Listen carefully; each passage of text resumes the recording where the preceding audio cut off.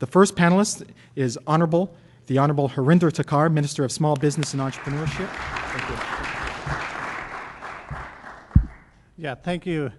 Thank you very much. Let me start by saying that I'm very delighted to participate in this peer-to-peer discussion.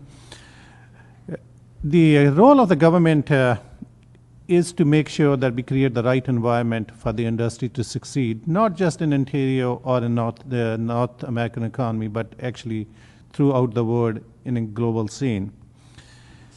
Before I tell you a little bit what we have done so far, but I want to talk to you about is what really SME means to us in Ontario. Our definition of the SME is up to 500 employees. That means about 99% of all the organization or all the industry in Ontario actually falls under that category. And that is about 360,000 medium and small businesses in Ontario. And they employ up to 500 people. And if we break it down a little further, 97% of the industry, which is employs less than 100 people. So this sector is really, really important to us. They employ about 2.3 million Ontarians, and they generate about $230 billion worth of economic activity in this province. So if you look at all these numbers, they are really, really important. This is a really important sector to us. Our economy in Ontario has been very resilient for the last several years. Since 2003, we created about 456,000 jobs in Ontario. Actually, the businesses created that. And in addition to that, the activity throughout has been, like our activity with the US has expanded, and globally it has expanded. But there is one sector that I have to say is facing real challenges. That is our manufacturing sector. And that sector is facing challenges for a couple of reasons. One is our Canadian dollar has really gone up about 30 to 40% in the last few years. The oil prices, over $100 a barrel. Our reliance on U.S. economy has been substantial, and the U.S. economy is facing some challenges in the construction sector and also facing some challenges in the financial sector as well these days. So then the question becomes is, what is really the role of the government and what should they do? From my point of view, the role of the government and our role is to make sure that we can actually create the right environment for the businesses to succeed.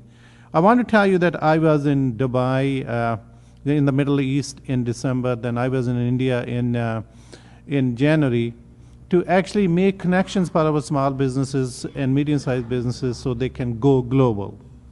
And what I noticed there was one thing that I attended what in Dubai they call Big Five show, which is for the construction trade.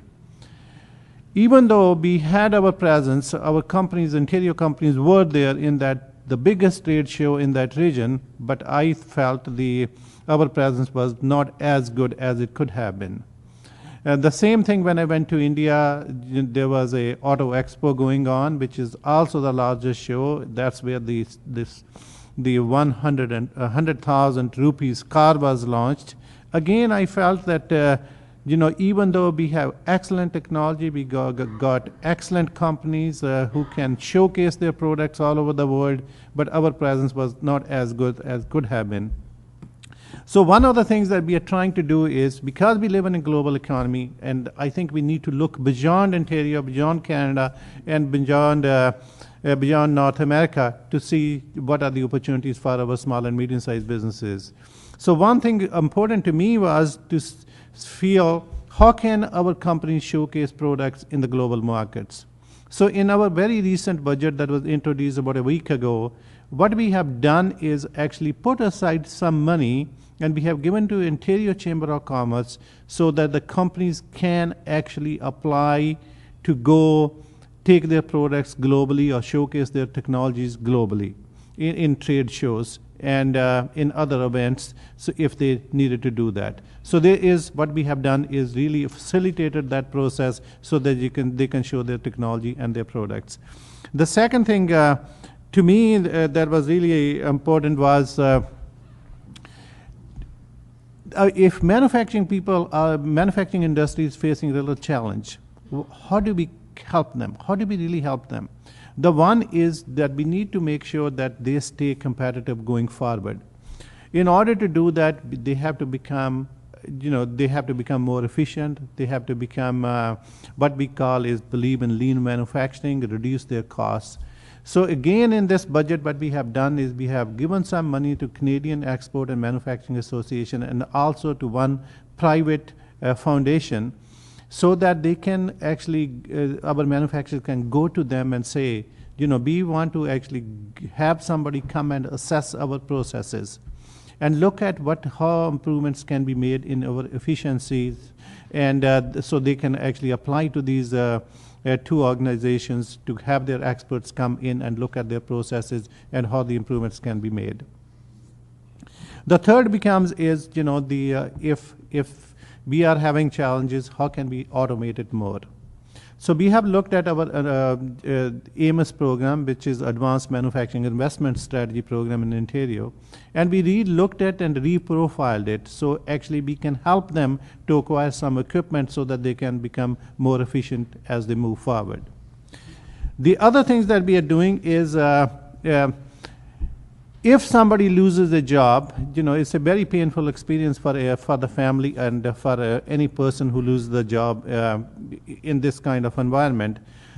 So if they are in the middle of their career, we really need to help them to make sure that they can get the right training. So in this budget, what we have done is we have developed a second career strategy fund, which is about $355 million fund.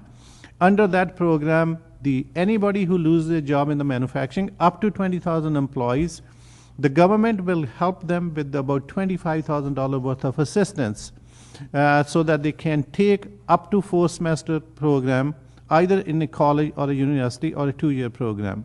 So really the idea here is to upgrade their skills so that they can get into the new field to improve their chances of getting a job. And if somebody feels that they can't really do 4-semester courses, their family circumstances don't allow it, then we are also actually putting about $75 million into the apprenticeship program so that we can increase the spaces for the apprenticeship programs. And we have done it, it used to be about 16,000 apprentices, now we have gone it up to about 32.